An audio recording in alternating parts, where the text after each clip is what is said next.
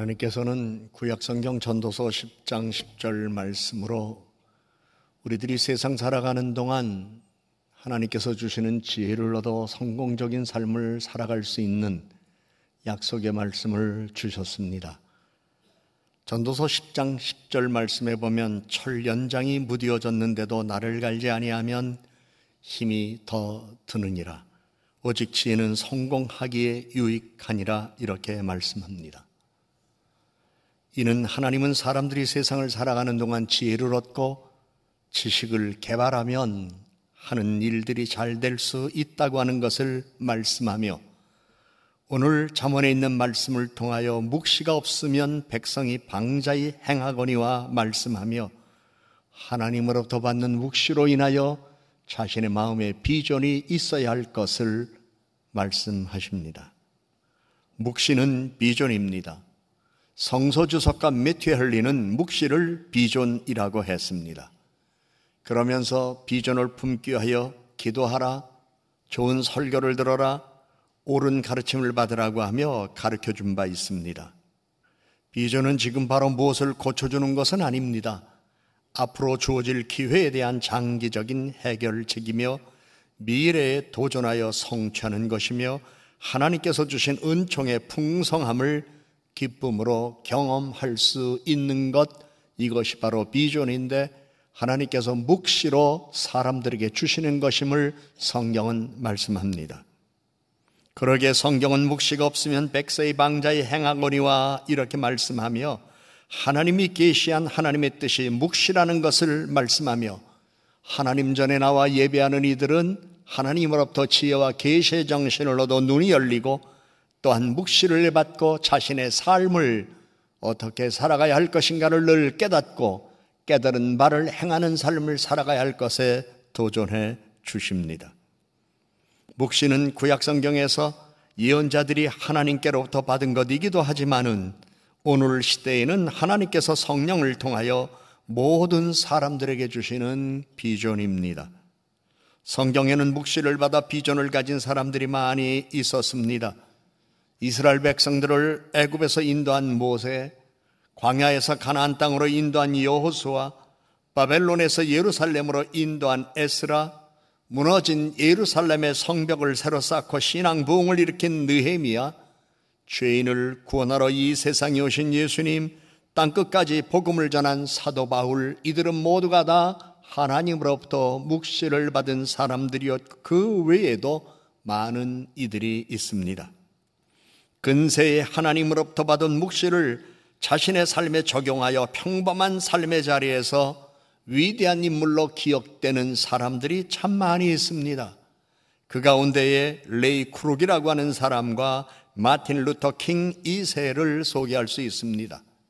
레이 크룩은 가정 형편이 어려워서 고등학교를 중퇴하고 군에 입대했습니다. 군 복무를 마친 후 그는 마땅한 직업을 찾지 못해서 음악 사롱에서 디스크 자켓을 하다가 30대에는 부동산 중개인을 한 바 있습니다. 그러나 그것도 여의치 않아서 40대에는 밀크쉐이크 기계를 파는 세일즈맨으로 미국 남부 여러 지역을 다녔습니다. 그런데 어느 날 그가 52살이 되었을 때에 캘리포니아주 변두리에서 햄버거 파는 가게에 밀크쉐이크 기계를 팔러 들어갔다가 많은 사람들이 그곳에서 햄버거를 사 먹는 걸 보았고, 많은 사람들이 줄을 서서 그 햄버거를 사 먹기 위하여 기다리고 있는 것을 보았을 뿐만 아니라 햄버거를 먹는 사람들이 무척 만족스러워하는 모습을 볼 수가 있었습니다. 그런데 그 순간 레이 크룩은 회사를 그만둬야 할 생각을 갖게 되었고, 여기에 이 햄버거 가게 같은 이 점포를 미국 전 지역에 확산시키고 싶은 마음의 충동을 강하게 받았습니다. 그때 그는 관절염, 당뇨병, 쓸개와 갑상선 동맥에 이상이 있기 때문에 건강하지 못한 몸을 가지고 있었습니다. 그런가 하면 세일즈맨으로 기반이 잡혀서 가정도 경제적으로는 안정을 누렸던 때였습니다. 그러나 새로운 비전을 발견한 그는 가족의 만류에도 불구하고 그 햄버거 가게 형제에게 동업을 제의하며 이 패스트푸드점을 미국 전 지역에 확산시켜 나가기로 했습니다. 레이 크룩은 시간을 재산으로 생각하고 살아가는 미국 사회에서 시간을 아끼며 살기를 원하는 사람들의 요구를 채워준다는 목표를 세운 후 당시 프랜차이즈 체인점이 무엇인지를 알지 못하던 시대에 새로운 경영 방법을 도입하여 전 세계적으로 사업을 키웠습니다. 그것이 오늘 전 세계 도시에서 볼 수 있는 맥도날드 햄버거입니다. 햄버거 하나, 사람들이 그것을 먹고 끼니를 때우는 시간으로 소요되는 것으로 볼 수 있는 음식이지만 그 햄버거 하나가 전 세계의 체인점을 만들어내는 놀라운 일이 있어서 그들이 기업가가 될 줄은 누가 알았겠습니까?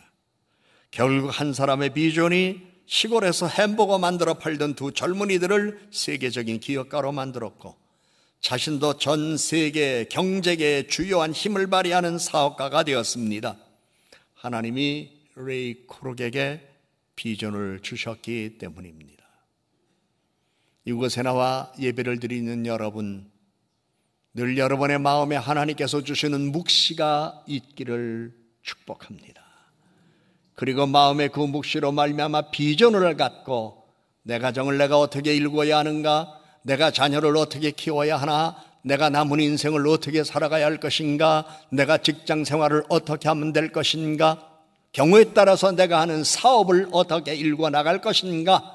우리가 서로 살아가는 환경과 처지와 입장은 다르지만 하나님께서 주시는 묵시를 마음에 받고 자녀도 잘 키우고 하는 일도 잘 되고 여러분의 삶의 내용에 이전의 경험에 보지 못한 놀라운 은혜와 축복이 여러분들에게 깃든다면 그 이상 행복이 어디 있겠습니까?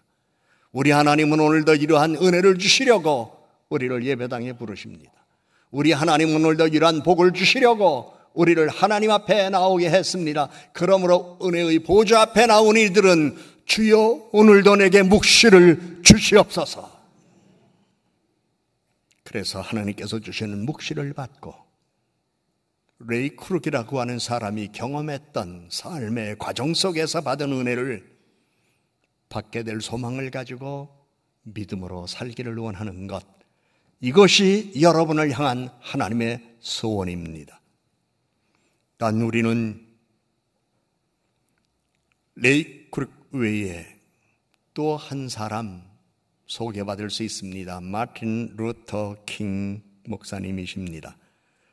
그는 1930년대와 1940년대 흑인과 백인 사이의 인종차별이 아주 심한 미국 남부 지방에서 성장했습니다. 6살 때 일이었습니다. 친구들과 함께 재밌게 놀고 있는데 한 백인 부모가 가까이 오더니 자기 아이를 부릅니다. 그리고 킹에게 이야기합니다. 다시는 내 아이와 놀지 말아라. 그리고 자기 아이에게 이야기합니다. 다시는 저런 검둥이와 놀지 말아라. 백인 친구의 부모가 화를 내며 자기 아들들과 놀지 말라고 하는 소리를 들었을 때 그 아이의 마음은 어떤 상처가 있었겠습니까? 11살 때는 자기는 아무런 잘못이 없는데 한 백인 소녀가 다가오더니 야, 이 검둥이야! 하면서 뺨을 때리고 도망갔습니다. 피부색이 다르다고 경멸당하는 서러움을 받으며 성장한 사람이 마틴 루터 킹입니다. 그 당시 1960년대 이전 특히 남부 지역에서는 인종차별이 심하여 흑인들은 식당이나 화장실은 물론 기차나 버스 등 교통수단을 이용할 수 없었기 때문에 킹은 누구보다도 흑인들이 겪는 고통을 깊이 알았습니다. 15살 때였습니다. 킹은 이 땅에 인종차별이 없는 사회를 만들어야 하겠다고 하는 비전을 품고 중학교에 들어가서 열심히 공부했습니다. 그 결과 고등학교를 월반하고 대학에 들어갔습니다. 미국에서도 명문으로 일컫는 보스턴 대학에서 신학 박사학위를 받았고 인종차별이 심한 알라바마주 몽고메리시에 있는 학교에서 목회를 하며 흑인들에게는 하나님의 사랑과 평화를 가르치고 전했습니다.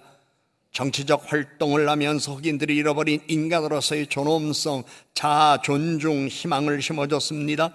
그리고 흑인들의 불성실과 게으름, 어리석음과 부정, 죄에 대하여 강력하게 꾸짖으며 사랑과 인간의 존엄성과 공평한 정의와 평화를 가르쳤습니다. 이후에 흑인들과 미국 사회를 위하여 인종을 초월하는 바른 정의를 실현하기 위하여 많은 활동을 하다가 1968년 노벨 평화상을 받고 미국의 수도 워싱턴에서 가난을 추방하기 위한 대규모 행사를 준비하다가 암살을 당했습니다. 그러나 그는 자신의 비전을 밝힌 I have a dream 이라고 하는 연설대로 인종차별이 심한 미국 땅에서 인종차별과 편견을 추방하는 일에 공헌하였습니다. 그가 공헌한 결과 가운데 하나가 이미 우리는 다 알고 있습니다마는 미국과 전 세계에 영향력을 미쳤던 오바마 대통령의 탄생이었습니다. 하나님은 묵시를 받아 이루기를 원하는 사람을 도와주실 것입니다. 하나님이 주시는 묵시는 믿음을 가진 사람들에게 주시는 미래의 초상화입니다. 자신의 초상화가 다 그려질 때까지 그리는 것을 잊어서는 안 됩니다. 처음에는 잘못 그린 것 같아 지우고 또 다시 그리고 또 잘못 그린 것 같아 지우고 다시 그리고 반복하다 보니 얼룩얼룩하여 초상화 그리기를 포기하고 싶을 때도 있을 수 있습니다. 그러나 포기하지 말아야 합니다. 바벨론 왕궁에 살고 있는 느헤미야는 예루살렘에 살고 있는 동족의 아픔을 알게 되었습니다. 무너진 채 폐허가 된 채로 방치되어 있는 예루살렘 성읍에 대한 이야기를 듣고 마음이 몹시 아팠습니다. 그래서 자기가 예루살렘으로 돌아가서 무너진 성읍을 수축하고 동족들에게 희망을 주고 싶어서 그는 하나님께 기도했습니다.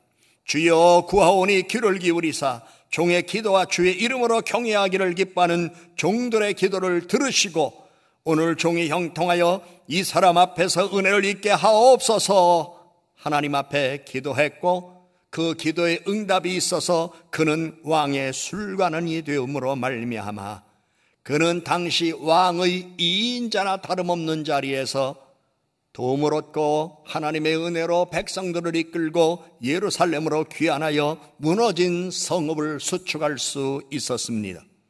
하나님은 느헤미야의 기도를 들어주셨습니다. 하나님으로 받은 묵시는 역경을 극복하는 대단한 끈질김이 있습니다. 위대하고 놀라운 사실을 많이 경험할 수도 있습니다.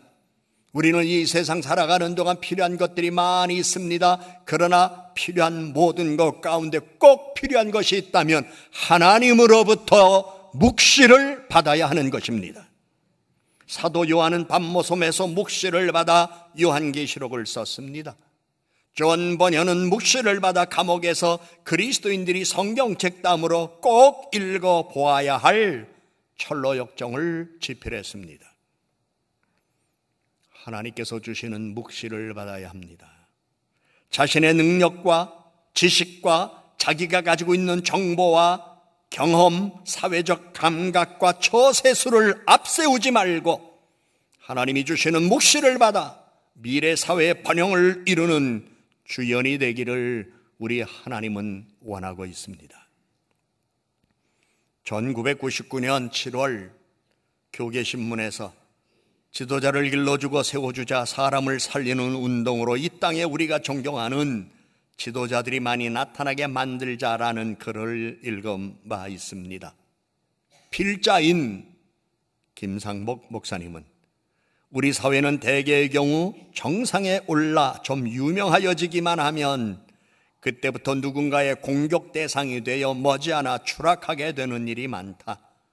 사업에 성공하면 세무조사를 하고 정치적으로 성공하면 가족을 들먹거리고 언론에 뜨면 과거를 둘주어내었다. 그래서 이 땅 위에서 살아남기 위하여서는 조용하게 있으면서 과감한 새로운 아이디어나 천부의 능력을 발휘하지 않고 튀지도 않고 자신의 몸을 사리며 숨을 죽이고 할 말도 못하고 할 일도 안 하고 세월만 가기를 바라고 있어야 하는가? 라고 했습니다. 18년이 지난 지금도 이러한 말이 적용되는 듯 합니다. 우리 사회는 지금 어디에 문제가 있는 것입니까? 전문가들마다 많은 이유와 원인을 거론할 수 있겠지만 기독교 신앙의 눈으로 바라볼 때에 그것은 사회적인 비전의 결핍, 지도자의 비전의 결핍에서 온다고 하는 사실을 우리는 심각하게 깨닫고, 우리 모두는 오늘날과 같은 혼돈의 시대에 하나님이여 이 민족에게 묵시를 주시옵소서, 하나님이여 나에게 묵시를 주시옵소서, 이 같은 기도를 통하여 묵시를 받아 방자하게 행하지 아니하고 삶의 내용들을 풍성하게 이루어가는 개인과 국가가 되어야 할 것입니다. 지구상에 많은 나라들이 있습니다. 미국이 완전한 국가는 아니지만 시민 정신과 법의 바탕은 기독교 신앙으로 이루어져 있습니다. 이러한 토대 위에 긍정적인 역사관과 미래에 초점을 맞추며 문제를 해결하는 노력을 보여왔고 오늘날도 보이고 있습니다. 그래서 그들은 과거보다는 미래를 향하여 언제나 노력하고 있는 모습, 지혜를 모으는 모습들을 우리는 보고 배울 수도 있습니다. 어떤 사건이 일어났을 때에 왜 또는 누구냐보다는 어떻게라고 하는 미래 지향적인 생각으로 사건을 풀어갑니다.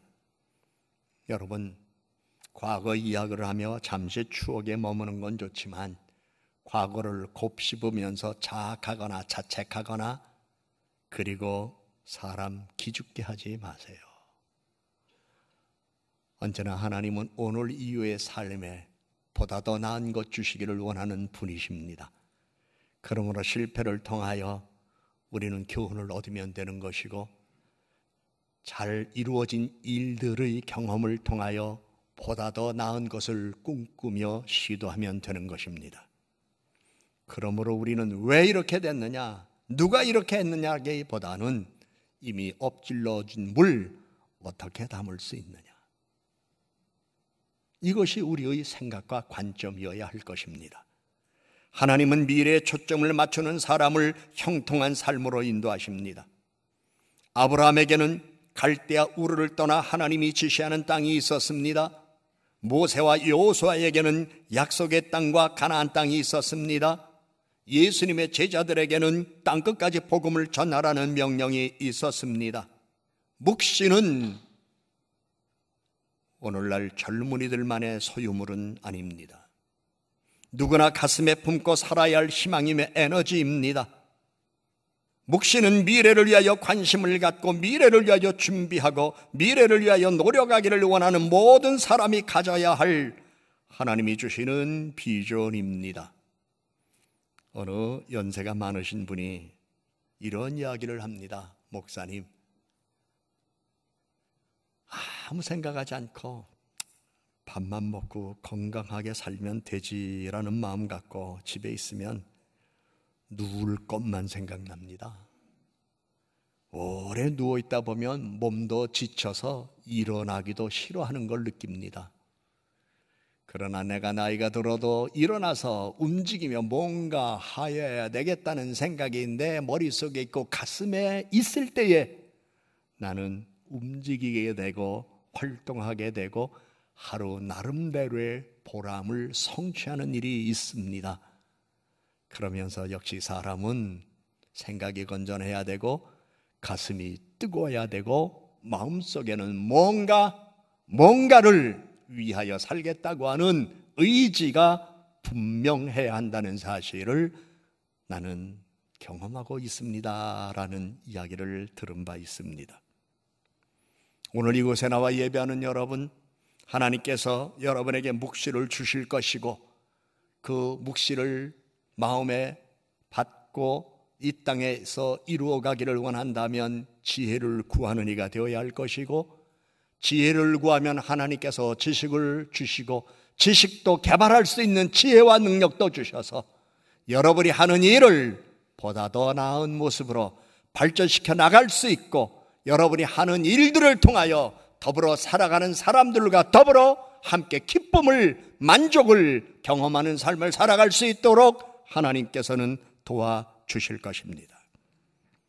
세상을 변화시키는 것은 환경, 물려받은 유산, 배움의 정도가 아닙니다. 세상을 변화시키는 것은 당신이 받은 묵시입니다. 당신 자신을 변화시키는 것도 주변에 있는 사람이 아닙니다. 당신 마음에 품고 있는 묵시입니다. 성경은 잠언 29장 18절 말씀에 묵시가 없으면 백성이 방자히 행하거니와 말씀합니다. 하나님은 여러분이 하나님께서 주시는 말씀으로 묵시를 받아 형통한 생애가 되기를 원하십니다. 그래서 오늘 이 자리에 부르셨습니다. 이제는 여러분의 마음속에 우리의 삶에 살아가는 삶의 자리가 다르기 때문에 어떤 묵시를 내게 주실지는 모르겠으나 각자 처한 자리에서 하나님의 선한 뜻과 착한 양심으로 이루어갈 수 있는 일들 가운데에 하나님께서 주시는 묵시가 있다면 그 묵시를 받고 그 일들을 이루어가는 기쁨 속에 하나님께는 영광을 돌리고 여러분의 삶의 만족을 경험하는 우리 성도들 되기를 주의 이름으로 축복합니다.